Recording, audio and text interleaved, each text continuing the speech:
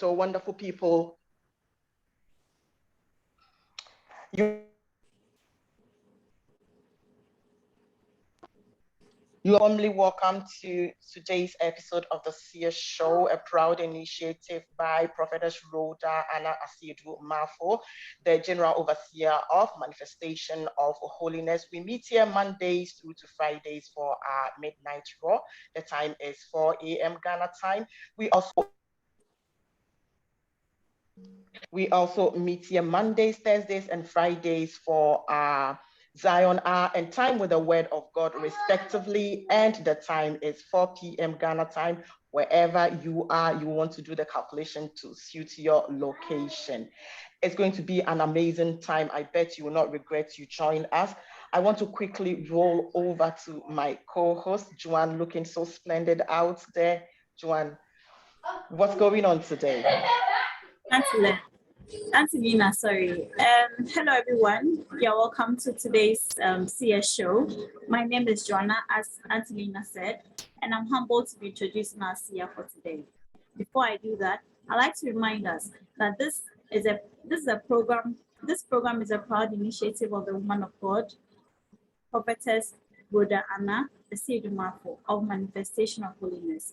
God bless you, mommy.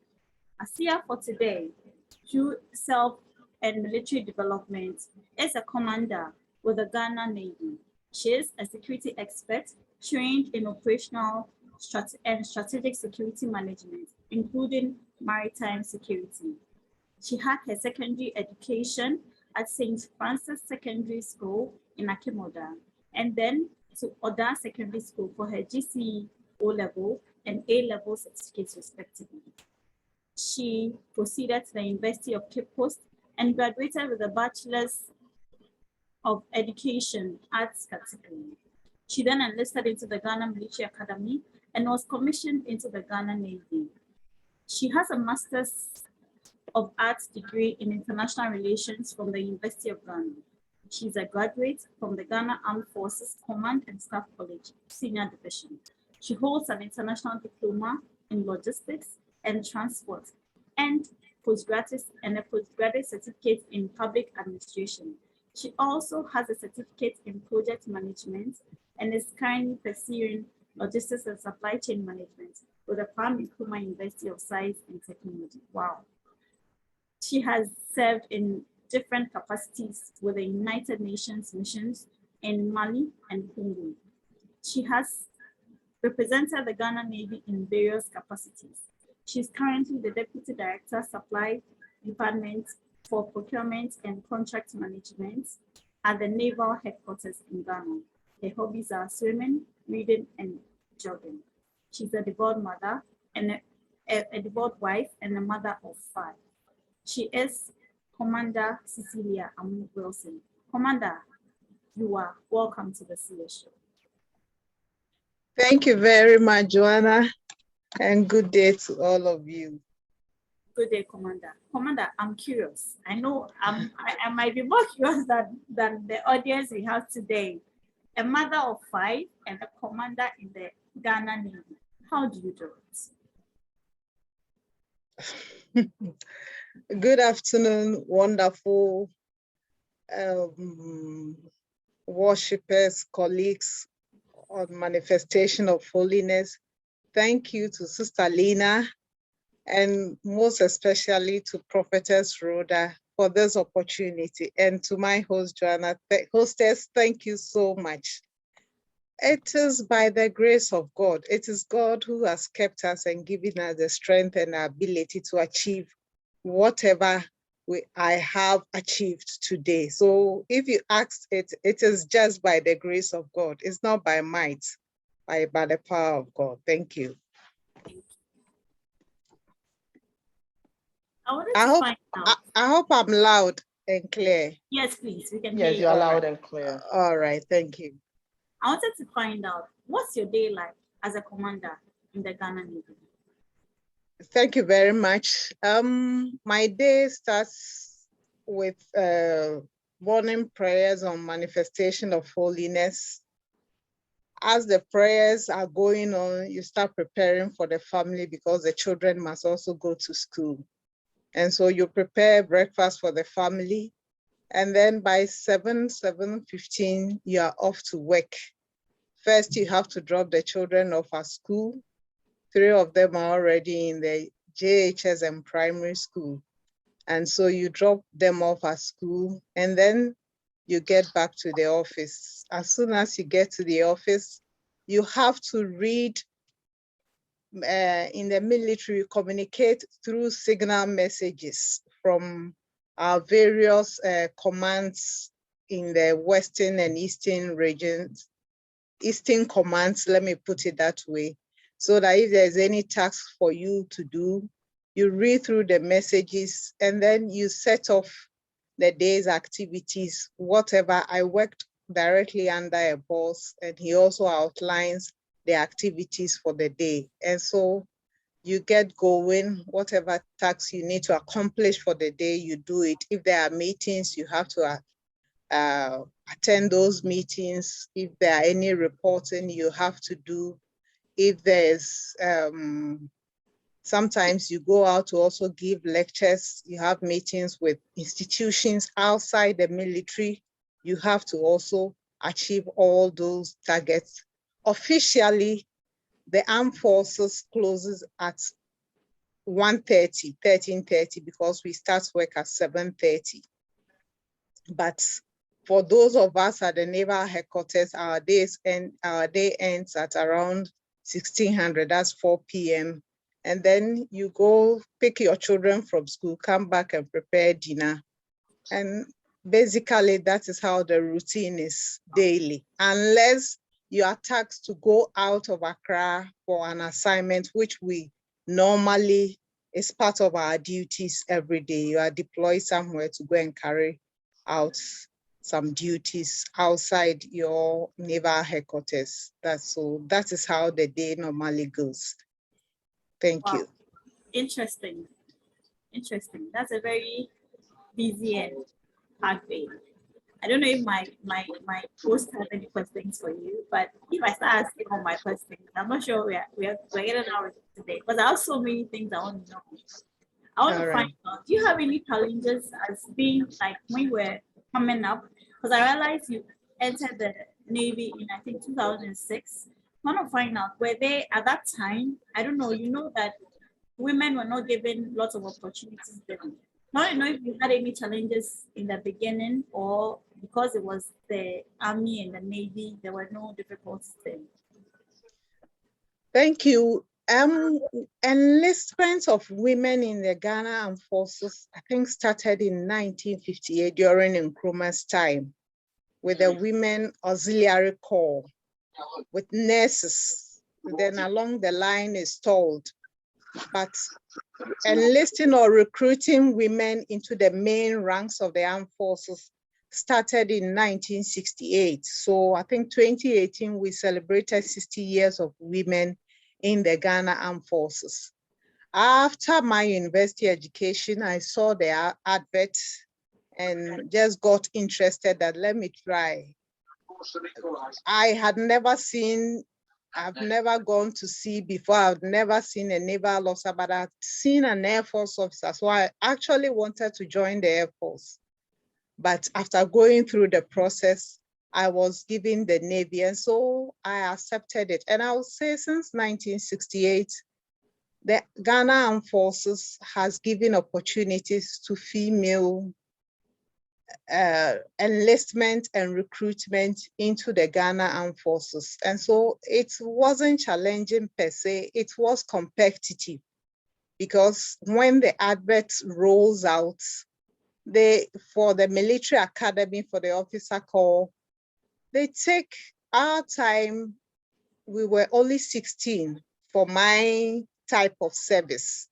And when we started the recruitment, you will see over 1,000 people there. So it's very competitive. And so whether you are a female or a male, you have to be up for it. You go through series of examination, both physical and intellectual examination, to get through it. Irrespective of male or female, you just have to be capable of getting what they wanted before you are enlisted. So it's challenging, it's competitive, but as I said initially, it's just by the grace of God. Thank you. All right, beloved. This is the CS show, and we are interviewing Commander Cecilia Amoo-Welsing. She's the commander of the Ghana Navy, and she's been telling us what her day is like. She's also told us that she got this far by grace. Commander, I'd like to find out. In those days, or I realized when I read a bit about you, realized that you went to Congo, you've gone to the UN to carry out operations in the UN. I want to find out, at that time, when I look at, I'm sure you were now setting up your family or raising your kids. And was it difficult as a mother then, or you hadn't started giving birth to your kids? Thank you. I went to Congo in the year 2011 for a 1-year mission. UN deployed 2 categories of troop contributing countries. That is, UN members deploy troops either as a contingent. So Ghana would deploy a contingent of military personnel, either a company of about between 150 to 200 and 250 men, or a battalion of about 400 plus for a mission. Then they deploy another category they call expert in mission. So you go as an individual. I went to Congo as a military observer. So you deploy as an individual. And when I was asked to go to Congo in 2011, it was difficult. My mother was then very sick and was on admission at the 37 Military Hospital. I had given birth and my son was less than 1 year. But in the military, when you are given a task, you have to comply.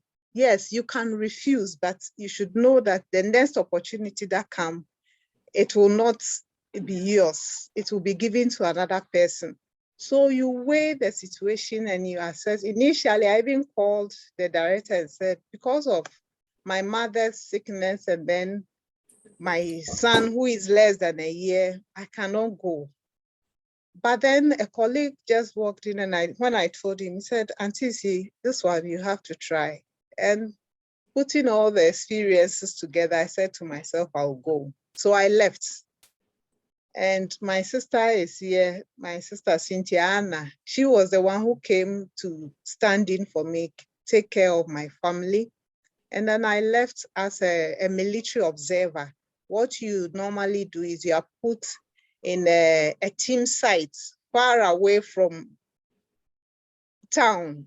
We were in a village called Kongolo. And where we were, we call it Red Team Site.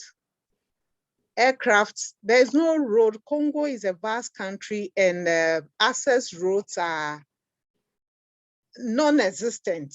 You go to a small village, they have a landing strip because no road, they don't have any access road. And where I was, the aircraft comes there once a week. And so, God willing, and 10 days on my arrival in Congo, my mother passed. I had not even deployed to my team site yet. So at the formation headquarters, I told myself, should I tell them that I want to go back to Ghana or I should stay? My dear, it was difficult. It was very, very, I won't lie to you. It was very difficult, but I was kept by grace. I stayed for 3 months before I was given. When you go for 1 year, you accumulate some days so you can come home for leave about 2 or 3 times within a year before the end of your tour. So I got the opportunity, visited home, I think twice before my tour of duty. So I would say it was the most challenging and difficult period when I was asked to Congo. When I came back, my son was a little over a year and he didn't even recognize me. So those are some of the challenges that we face as career military women. And my majority of females in the armed forces can attest to what I am saying. It's a routine, so we get used to it and move on. Thank you. Thank you, Commander. In fact, Commander says that it's by grace. This far by grace. Commander, you have a few admirers in the chat section. Gertrude says that I want to be like Commander. Why? And she says that she's giving you more power and she's praying for more grace for you to accomplish that ahead. Auntie Lena has a question. Auntie Lena, we are all ears.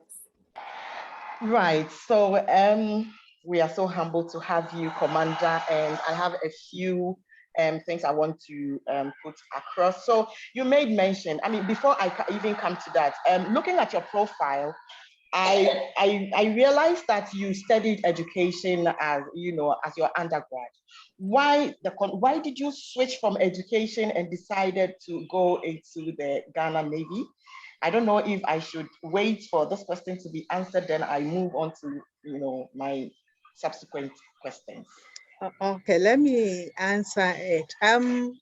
When you read education, obviously you have to go and teach.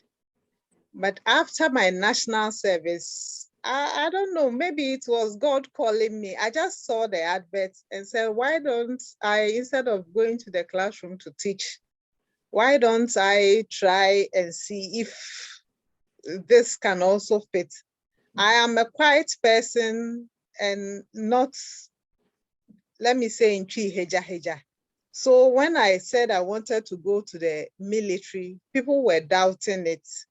Sisi, such a soft person, are you sure you can make it? That's why I always say this far by grace. And so I just took the interest and decided to switch from going to education to try in the military. And you know, in the Ghana Armed Forces, we have education officers, we have nurses. So the Ghana Armed Forces enlist all type of professionals. I could have still done my teaching job in the armed forces as education, but I just decided to switch to the Navy and become a logistics and supply officer.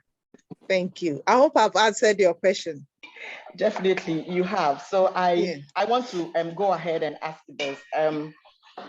Well, I grew up with you, and so there are a few things I know. So just like you said, you have always been the quiet side. And I mean, getting into the military, I mean, was something else to us. But I want to find out, you made mention that if you are being asked to go on a mission, is an advantage. And it was something that, you know, people actually gave you the heads up that, Sisi, you know, take this opportunity. Why do we deem that as an opportunity? What kind of exposure do you get when you go out there on a mission? Thank you very much. You know, we live in an international environment, or we say the world is now a global village. And so as a career military person, going out there gives you the opportunity to see, when we talk of war, you learn it in the classroom throughout your military training, the effect of war, what peacekeeping is all about. Throughout your training, you will learn about war strategies, what happens on the ground. And so getting the opportunity to serve gives you a vivid picture of what you've actually learned in the classroom in a war situation, or what happens during peacekeeping. So it is an opportunity, apart from the financial gain that the UN pays you, you also get a lot of experience with interacting with military personnel from other nations. When I was in Congo, my team side, I served with a Russian, a Uruguayan officer, Nigerian, Senegalese. And myriad of officers, because we rotate, some finish their tour of duty and leave, and another country also come.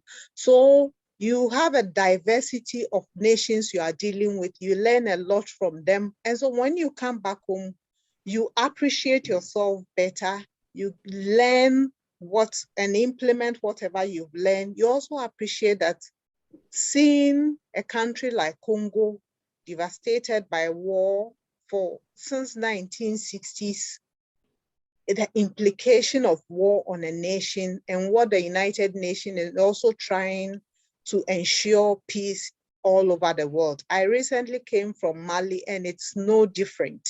You work, that's in Mali, I worked as a staff officer. So it is an office environment and you worked with both civilians and military officers from the world over. So it gives you that experience and it makes you capable of being deployed everywhere in the world. And I believe you would be able to survive it. That is it. Thank you. Thank you so much, wonderful people. Just like my co-host earlier said, this is the CS show. I want to take the opportunity to acknowledge a few persons. I want to acknowledge the presence of Dr. Akanyamike. He is here with us. Thank you so much for passing through, Doc. We see you there. We want to also say a very big thank you to Dr. Seth. You have taken it upon yourself to be present on this show almost every time ever since you got to know it. We have some members from OT Daniel Ministries joining us to support our sister Cecilia. You are doing a great job. And so we want to remind ourselves that this beautiful show is by kind courtesy Prophetess Rhoda and Esiedu Umafo. She is the General Overseer of Manifestation of Holiness. We meet here Mondays through to Fridays for our midnight raw. The time is 4 a.m. Ghana time. We also meet here Mondays, Thursdays, and Fridays for our Zion Hour and Time with the Word of God, respectively. And the time is 4 p.m. Ghana time. Wherever you are, you want to do the calculation to suit your location. And so I see Mrs. Tete's hand up. Please go ahead and put your submission across, after which Joanne will take over. Good evening, ladies and gentlemen. Good evening. Good evening. Good evening. My question is, so I heard you say you actually applied for the Navy and you said you applied for the Navy and the Air Force and they gave you one, which was, you wanted the Air Force and they gave you Navy. Why, my question is, why is it that when people, apply for a thing that they think or a position that they think they would thrive in, they are rather given something, another choice? I feel that happens a lot. Maybe, and are you thriving in this direction, or you think if you had gotten the Air Force, you would have been like a star in that area? That's my question. And number two, you didn't want to be a teacher. Was it because of the meager salary, or you just felt okay, being in the Navy would be better than being a teacher? Thank you. Thank you very much, Mrs. Akolache. For the enlistment, yes, I applied for the Air Force. And when you do the application, there are different professions. Either you go in the Air Force, into the Air Force as a pilot, as a supply officer, as an admin officer. And the Navy also has the same category of professionals. And so I think after the final interview, I was told that they give a quota for the number of people that they want to pick, and they had already picked, and probably I was told by my performance, they didn't want to let me go. And so it wasn't as if it was imposed on me. I was given the option. See, we've picked a number of people, candidates also, and so we've picked a number of people for the Air Force. The Navy is available. Do you want to go into the Navy? At that time, my interest was to join the armed forces, either Army, Navy, or Air Force. So I just jumped into it because having gone through the process, it is an arduous process. From the time you write the application till you get to the final interview, you would have been sifted very well to know that this is something tough we are going in for. And so when I was given that option, I quickly I agreed to entering the Navy. And I think I've not regretted, because whatever it is, you want to serve your nation in whatever capacity, either in the Air Force or in the Navy. I have served my country. And to become a teacher or to become a military person, yes, I was trained as a teacher. And it's just an interest. Probably the uniform attracted me into going into the armed forces. And either as a teacher or as a military personnel, I think I have served Ghana in whatever capacity I have served Ghana. Thank you very much. Thank you. Thank you, Auntie Gertrude. Her mother says she has served Ghana. And yes, she has served Ghana. I think Auntie Lena has a question. Auntie Lena.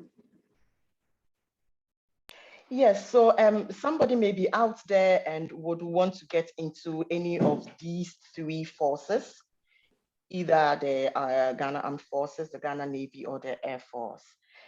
Sometimes a lot of people don't know what the differences are and in what capacities they operate. I want to find out exactly what does the Ghana Navy do.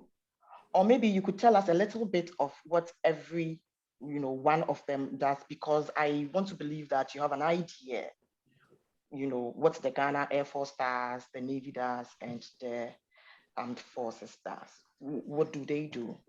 So that we have a fair idea. Thank you very much. Ghana as a country, when you look at the map of Ghana, has a land size, has a coastal, a shoreline, and from covering is about 580 nautical miles from Aplao to Newtown in the western region of Ghana. And then we have an airspace. And for every country, the security of your nation is paramount. So you protect the territorial integrity of your country. And so the armed forces, as enshrined in the 1992 Constitution of Ghana, is tasked to defend the territorial integrity of Ghana by air, by land, and then by sea. And so the Ghana Armed Forces was established. The first arm to be established was the Army. So when you come to the Ghana Force, the Army is a senior service. They started in 1958, followed by the Ghana Navy in 1959, and just after that, the Ghana Air Force. The Army, by the Constitution, is tasked to defend the land of Ghana against any external aggression. And so the Army operates on the land. The Navy is tasked to defend the sea of Ghana against external aggression, and then also protect the sea lines of communication and trade. You would agree with me that 90% of trade across the globe is by sea. And so if your seas are not safe, you should know that your trade will suffer. Most shipping lines will not like to bring their ships into your country because it is not safe. Most of you heard about pirate activities in the Gulf of Guinea, in the Gulf of Aden, that is the Somalia, Mediterranean area. And so the Navy is tasked to make sure that the seas of Ghana are secured. And then the Air Force is also to ensure our airspace are secured. And so basically, to sum it up, that is what the Ghana Armed Forces is tasked to do by the 1992 Constitution of Ghana. Right, thank you very much. I want to hand over to my co-host, Juan. Take over. Okay, my first thing, Commander, my first thing Yeah. is very linked to the first thing my host just had. When we hear about the Ghana Army or Armed Forces, what we know is the Army. We um, we know, yes, there's the Navy, there's the Air Force, but you realize that most of the concentration is on the Army. So a lot of people know about the Army, and that's all they know about. In fact, the first time I met a naval officer, I was like, hey, and it was a very, like, I finished school before I met a naval officer. I want to find out, you, why is it like that? Is it because, as you said, the army was the first to come out or to be initiated or be started, or because it's land, and then we hardly don't hear a lot about what happens? Because in the news you hardly hear about the Ghana Navy or even the Air Force. Thank you very much. As I indicated, the Army is the senior service and they operate on land. And so you see them when they are deployed to conduct operations. That is, maybe let me say, that is how come, yes, you see them. But when the Navy is deployed, our platform for operation is naval ships. During independence, let me give you a typical example. During Independence Parade Anniversary, the Navy deploys ships just behind the Independence Square but no, hardly does anybody sees what goes on at sea. The Air Force has aircraft which they fly, which you might probably see. But the Navy's operation is, if you are not in the maritime domain, hardly would you, or you stay in Tema or Takrady. We have two major naval bases. The Western Naval Command, that is in the Western region of Ghana at Sekindi. We have our biggest base there. That's the home of the Navy. And so I'll ask you that during the Armed Forces Open Day, we open our bases for civilians to enter, school children, and then we give opportunity for them to go for sea trips so that you have the opportunity to sail on a naval ship. You go and vomit small at sea and come back. And then the Air Force also have their aircrafts. So basically, I think the Army is always with us. And with their green camouflage, you see them. Sometimes when we wear our uniforms, people who don't know us think we are nurses or we are chefs. But it is normal. The Navy does exist, and then the Air Force is also there, operating behind the scene for the safety of our seas and then our airspace. Thank you. Okay, beloved.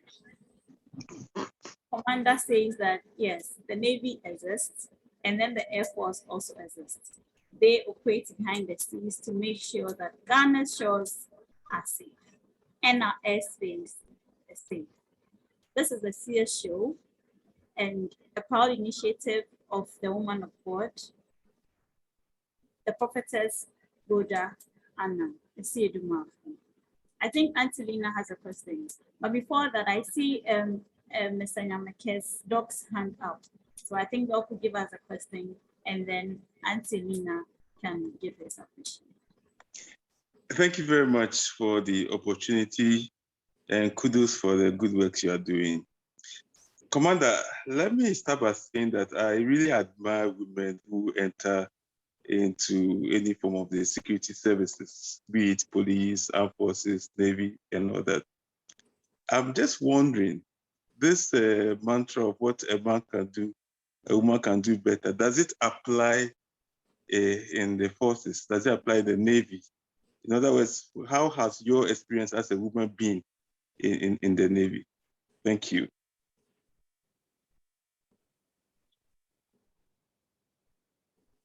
Thank you very much, Mr. Nyameke.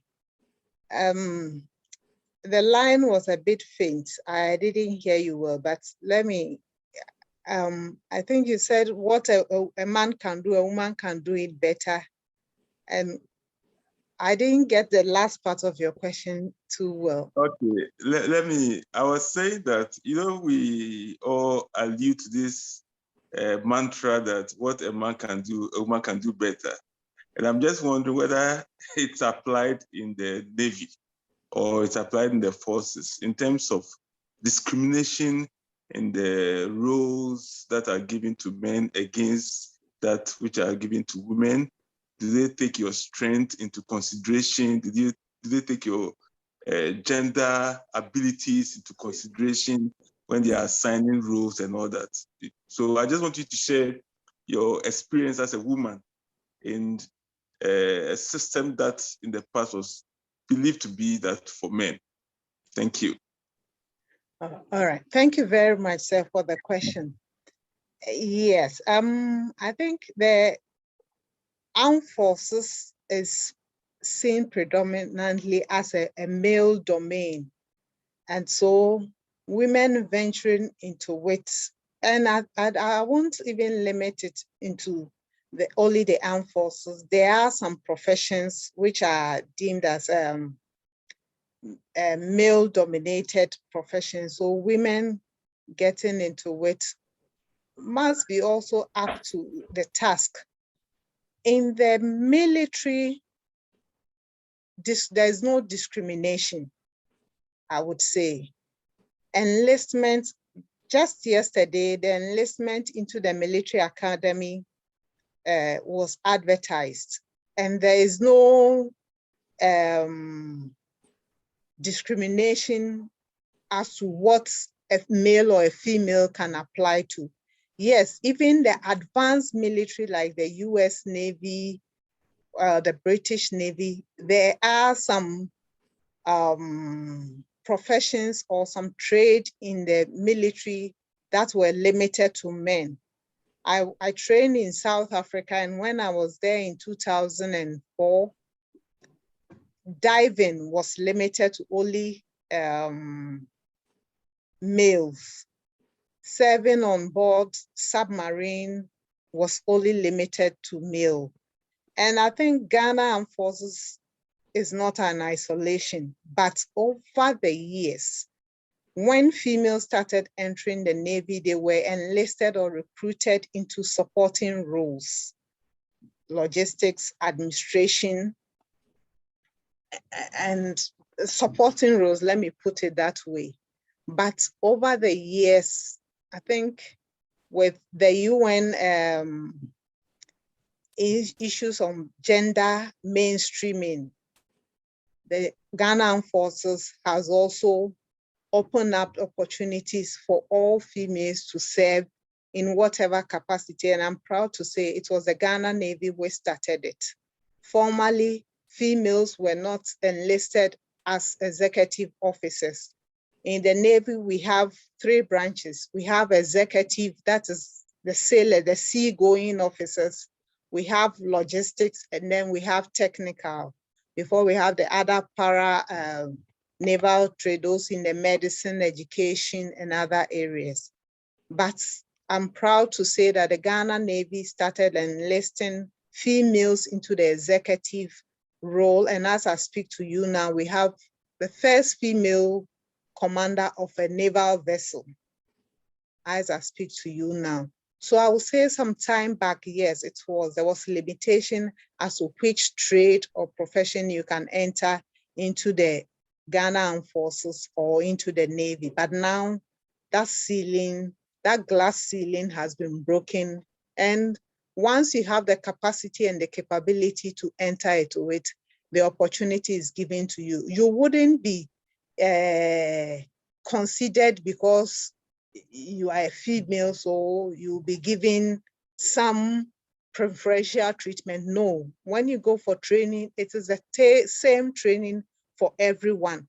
If consideration will be given, it's maybe by your age, but not because you're a female or a male. It is the same platform for everyone. And so, yes, some time back, that was the case, but now I would say that gender mainstreaming is the main focus of the military high command. Now we have gender advisors in all our units and ensuring that gender issues, especially the female issue, is also addressed. And so once you have the capacity and the capability to go into whatever you want to be, the opportunity is given to you as a female or as a male personnel in the armed forces. The salary is the same, training, operations, yes. And so that is all I have to say. Thank you. Thank you. Thank you, Commander. Thank you, Commander. I think Angelina has a question. Angelina, yeah, all ears. Right. So for the submission you gave earlier, you made mention that some persons see you and some of them mistake you for either a nurse or a chef, so to speak. What would make them know that this is a Navy officer, a naval officer? How would I be able to tell that? Because I know apart from the white you wear, there is another, is it a light blue or something like? So I want you to describe that. And then let me also fast forward and ask this question. What advice or what kind of discipline would this kind of work instill in you? What are the kinds of disciplines to expect? How would this work mold you? How would it bring you up? And then probably I will hold on with the third one when we are done with this, then I will come on board. Yeah, thank you very much. Yes, the Navy, for our uniform, like the one which was put on the flyer, we wear white.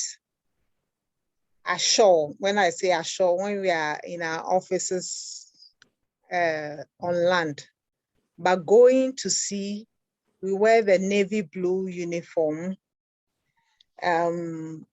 which I don't know if I can share a screen. If it's possible to share a screen and then. Yes, please, you can share it. Yeah, okay. So You'll be made co-host in a short time. Okay, so okay. So you can still go ahead and put another consent across whilst we make way to make you. All right. So we wear the navy blue when we are going to sea. It is the light blue navy shirt with the deep blue down with boots or shoe. Then we have the officers, we have our yellow ranks on a black background. And then the other ranks also have their ranks, some on their shoulders, some on the tip of their shirt collars. So I think, as I indicated earlier, if you are not based in Tema or Takrade, hardly would you meet a naval personnel, or unless you are in the enclave of the Burma Camp General area. And so that's why those, especially when you travel out to some places which are not known, people will be asking you, which uniform is this? And you have to have time to explain to them on what molds you. The military as an institution thrives on discipline because it's a life and death institution. And so as a military personnel, either as an officer or as other rank, you have to value the profession in which you are in. You are tasked to serve the nation. And those of us who get commission, we receive presidential commission, and you are given a parchment to serve. And so wherever you find yourself, you see yourself defending the Constitution of Ghana. And discipline is the hallmark of every military institution, because if we don't work in a coordinated manner and you give an instruction to somebody under you and the person doesn't comply, lives are in danger. And so you value discipline, your integrity must be, we usually say it must be hot, because the life of people who are serving under you is at stake. You must have the moral courage to defend people who are under you, because you give command to people who are under you to carry out this task. If it is a wrong command and something bad happens, as a leader, you should be able to stand by it and defend the people under you. And so you must have the moral courage to stand by whatever you say and defend the men that, yes, I said they should do it, so I will jump for whatever the outcome may be. And so it molds you in totality as a human being. You would know that you have the honor of your men at stake, and they look up to you. And if you're an officer, you have men under you that you must command and lead to make sure that whatever task is given to you is accomplished. And for those of us in the Navy, on board the ship, we see ourselves as a family. And so you may have officers, you may have men you are working with, but we cohabitate so well on the ship because your life may depend on that sailor standing by you. If you don't treat your sailor well and you fall into the sea, he has to shout man overboard to save your life. And so we cooperate very well with our men, your superiors, your subordinates. You have to be disciplined in all aspects of your life. Even in your family life, you have to be disciplined. And then on the job too, you have to be disciplined. You have to have integrity. You must be honest in whatever you are doing. And then must have the moral courage, the courage itself as a military personnel, as an officer, and then the moral courage to stand for the people you are leading. And that makes you a leader. Thank you very much. Thank you, Commander. Atlina, please, do you have any more questions? Yes, but I would rather Mama Ba comes in so I don't take all the time. After she's done, I'll come in with other questions. Thank you. All right, Mama. Okay, thank you. Yes, Larios J, how are you? Good evening, everybody. I'm very well, thank you. Okay. I have two questions to ask. I do see that the first one, I do see the Navy officers in their white uniform. I tend to wonder how you are able to keep it neat, because from what you said, it's like it's everyday attire that you wear. So I just wonder how you're able to keep the white outfit very neat all the time. And the second question is to ask if, has there been any, I don't want to use the word war, but has there been any, maybe I'll use war for now, at the coastal region of the country where the Navy is in full flight? So at the Air Force, we see terrorists coming through air, we see the Air Force maybe fighting them. What about the land? Has Ghana experienced anything of that sort? If there has, can you share the experience with us, please? Thank you. All right, thank you. For our uniform, I think I forgot to add that the Ghana forces wear the camouflage uniform. I think it was just this year that all this while the Ghana Navy, we take our tradition from the British Royal Navy. And so we told that tradition. It was just this year that the Ghana Navy was permitted to also wear the camouflage. And so now we also wear the green camouflage, but we have our rank insignia to show that it is not the army, but it is the Navy. For keeping the uniform, you wear it about 4 times in a week.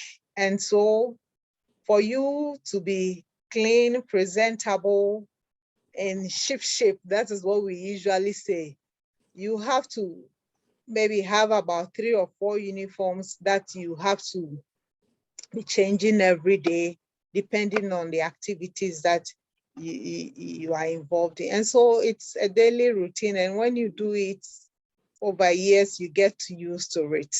And so hardly would you see a naval personnel with a dirty white uniform. It is always clean. It is, the discipline molds you, and it becomes an inherent thing that you cannot do away with. And then on the aspect of the Navy, any war, Ghana has not been to any war with any nations, but we've had internal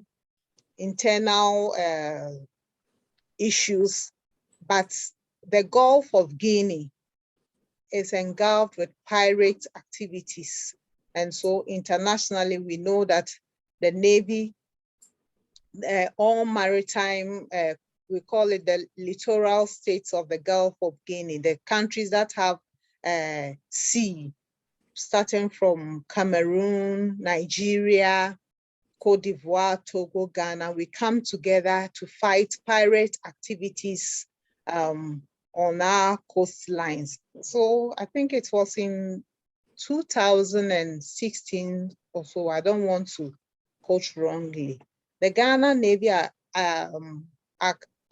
arrested about 8 Nigerian pirates with our naval vessels.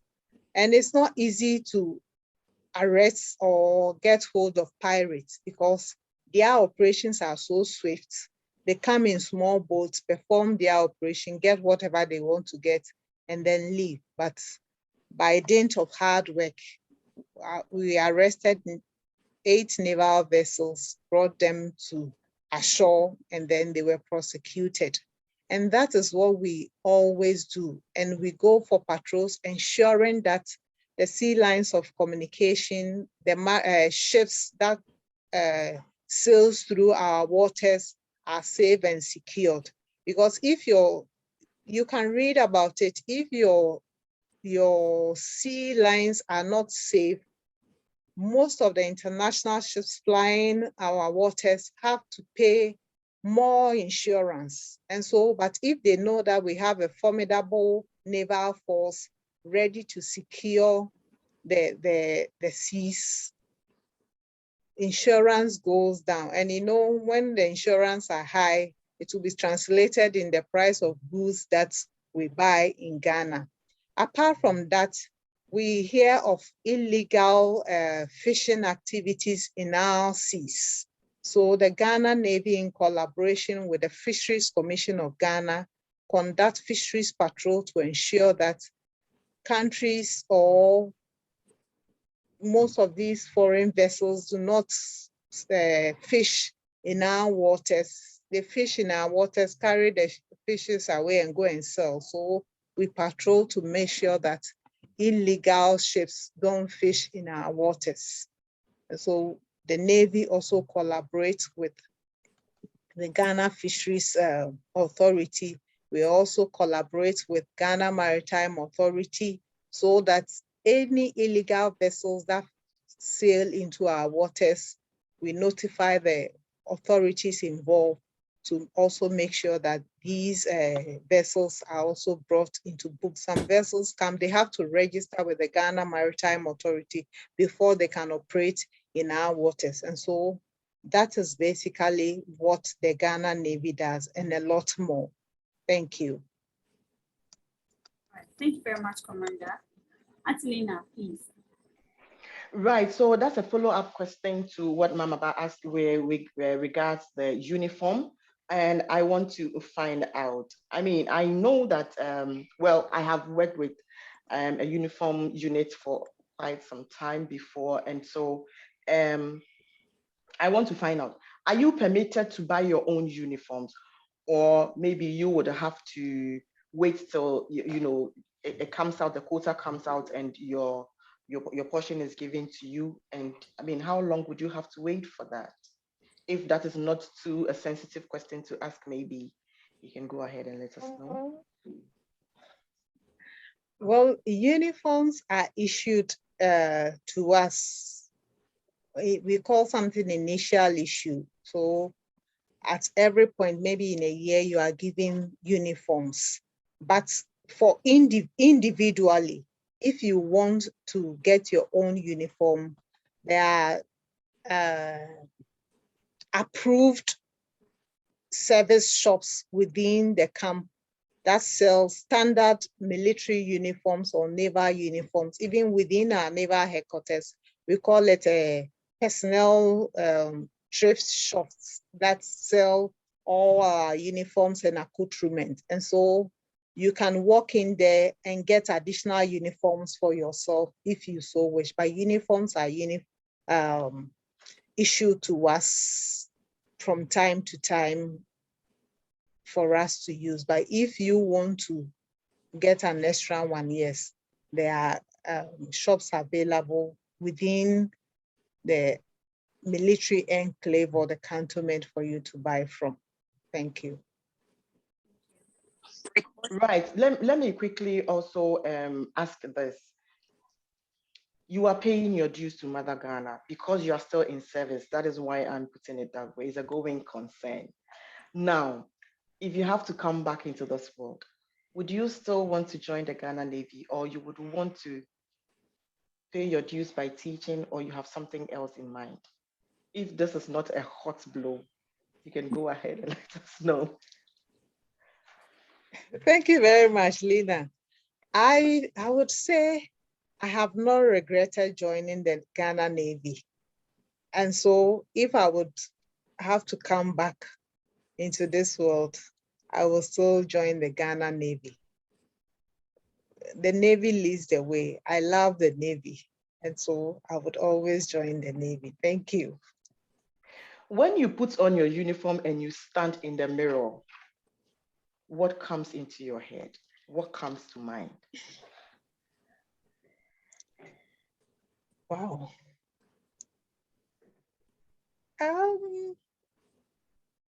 Let me say, I feel proud of myself for how far God has brought me. And it's also a responsibility, not a uniform per se, but the rank on your shoulder as a commander, which equivalent in the army is a lieutenant colonel. It gives you a huge responsibility. And so you see yourself, a lot of people look up to you. Are you able to meet this task? So every day you pray to God to give you the strength so that as you walk out of your room to go and sit in the office, you are able to perform the duties assigned to you as a commander to achieve whatever objectives or mission that the Navy has been assigned to do. And so that is how I see it. Thank you. Let me hit you once again. When you have been called on a mission and you have to leave the kids, what do you leave them with? How do you raise their hopes, telling them that maybe I am coming back? We never know what will happen out there. We always pray for you. So whilst you are leaving, what do you tell them? Thank you very much. It's difficult. It is very difficult because when you are proud to your departure, you tell them, I'll be going here. They'll ask you for how long. You say 1 year. Hey, mommy, this is long, papa. Then I will always tell them that whether home or away, it's only God, because I cannot be with you, even I'm in Ghana, I cannot be with you 24/7. So it's God who takes care of you. That has been the routine anyway. Since they grew up, they know that mommy would always not be available.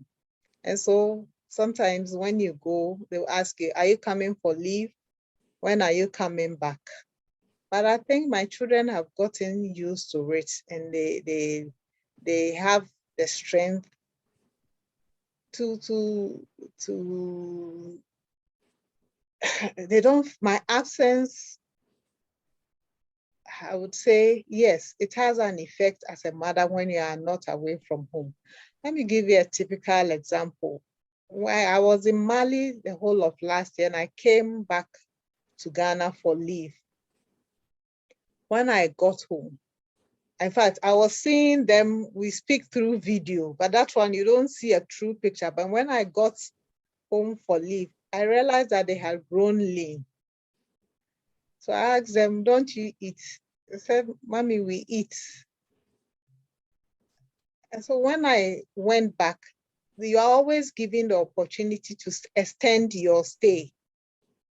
If I was told to extend my stay for 6 months, I told the officer that if I stay a day extra, my children will not forgive me. And then they asked why. I said, we had an agreement that I'm going for 1 year, and so I cannot stay for additional 6 months.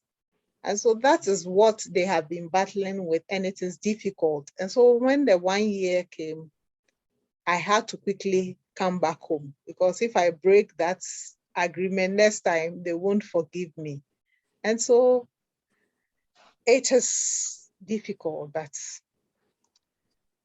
God is keeping us. Thank you. God is keeping us. Joanne, take over. All right, thank you. God indeed is keeping us. Commander shared her screen with us. I saw the enlistment. So Commander, if you can just take us through. All right, okay. A few minutes so that we have a few Okay. questions in the chat session. Then Okay. Okay, so what you are seeing now, I don't know if it's too clear, is the enlistment. Yes. For general eligibility, you must be a Ghanaian by birth. You should be of good character. Of good character means you shouldn't have any criminal record against you, or you shouldn't be an ex-convict. You should not be less than 20 years and not more than 26 years at the time you are entering the military academy. This was 2021. Let me see if I have the recent, the 2022 one,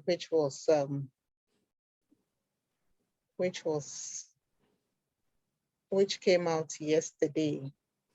Yes, yesterday, it says you should not be less than 18 years and no more than 26 years by January 6th, 2023. You should be medically fit by Ghana Armed Forces standards.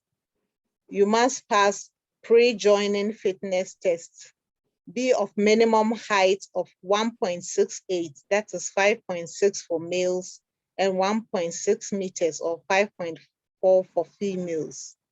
And then those who want to join military police, the minimum height for male applicants should be 1.75 and then 1.5. So it's basically the same. Your BECE, you should have 6 credits, not less than D, including core English and core mathematics. And then if you are coming with a GCE or A level, you should have 5 credits, not less than 6, including English, maths, and not less than D in 3 subjects in general paper at the GCE level. So this is the basic entry, general eligibility for personnel who want to recruit into the Ghana Armed Forces. This is what I have clearly indicated here. You should, and then if you are going, we have 3 kinds of commissioning. We have the regular career commission. Those are the proper, let me say, the teeth arm of the Ghana Armed Forces. Whether I said in the Navy, you should be an executive officer, should not be less than 20 years or no more than 25 years, should not be bonded, and you shouldn't be married. But for short service, you should not be more than 30 years. You should have at least 1 year working experience. And then we have personnel who are other ranks in the armed forces but want to get commissioned as officers. They also come in that category. And so I think I took the pictures out. So this is example of one of our naval ships. And then if it's too clear, you see personnel with our white uniforms. And then you'll see our females at peacekeeping missions performing their roles. And then for the rank, I think I brought something here. for the other ranks, that is the rank structure. The first one is for the Army. The second here is the Navy, and then the Air Force other ranks. And then for the officers, we have the Army starting from a lieutenant, second lieutenant to a general, and from the Navy, starting from acting sub-lieutenant, lieutenant Ghana Navy, which is equivalent to a captain in the Army, lieutenant commander, which is equivalent to a major in the Army, commander, lieutenant colonel, captain Ghana Navy, that is a colonel, a commodore, which is a brigadier general, rear admiral, which is a major general, vice admiral, which is a lieutenant general, and then admiral of the fleet, which is a general admiral, and then the Air Force also in that order. So basically, this is the brief rank structure that I wanted to share with you. Thank you very much, Commander. Thank you. It's been a very interesting session. Commander, please, we have a few questions in the chat. Mama wants to know, can you switch from Air Force? Let's say you're in one service, like let's say from the Navy, can you switch from the Navy to the Air Force, or let's say from the Air Force to the Army? Is that possible? Yeah, it is possible. Our regulation allows us, depending on your trade or your profession, you can apply for inter-service switch. And once you apply and it is approved, it is possible for you to do that. It is allowed in our regulations, yes. Okay. All right, thank you. Another question we have, Auntie Esther says that you are a woman to be celebrated, and I doff my hat for you, Mom. The respect for each other I saw at the 37 Military Hospital was beautiful. Every profession has its own scope of practice. Your profession has forever been able to maintain discipline, and obviously every other profession makes reference to you when they talk about discipline. Thank you. The first thing is that civilians always accord so much respect and honor when it comes to the military than the police. Can you explain to her why that is so? This is a very difficult question. You know, the military and the police are two different institutions, and we perform two different roles.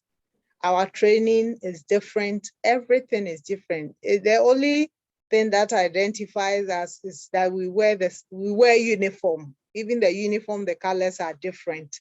And so I don't know what to say, but probably by the nature of our work and how we carry ourselves. But I think all uniform personnel must be accorded respect, because the uniform is provided by the government or the Constitution of Ghana. And so once you respect the Constitution of Ghana, irrespective of the uniform the person is wearing, in the name of Ghana, respect must be accorded. Thank you. Thank you, Amanda. Aunt Lina, do you have any more submissions?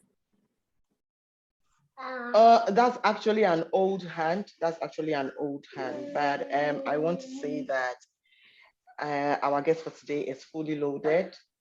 And so she can go on and on and on. I'm enjoying what my ears are hearing. I don't know if our audience have anything more to say or to find out. You still would want to coordinate. Thank you. Wonderful people. Thank you. This is the CS show, and we have as our guest today Commander Cecilia Amoo-Welsing. In fact, it's been a very interesting discussion, throwing more light on the Ghana Navy and her job as a deputy director in the logistics department. If there are any more questions, okay, Commander, I'd like to find out at least our closing remarks. I just want to find out, what advice would you give to the young people who want to go into the uniform profession, or what would you like to advise us up and coming people that, let's say me like this, that I'm looking at probably venturing into the Navy or the military, if it's possible. If it's not, please give us advice to the young ones. Yeah, thank you very much for the opportunity. What I would like to say in conclusion is that for everything that you set out to do, you should do it and do it well. Once no limitation is put on you, you can achieve and go the heights that you want to go. For a female in the Ghana Armed Forces, the opportunity is there. And so if you are going to school, take your education seriously. If you want to be enlisted as an officer, looking at the general eligibility that I just mentioned, if you qualify, just apply. The opportunities are there for you. If you are a nurse, a doctor, an electrician, in the Navy, we take even masons once you come in with your certificates.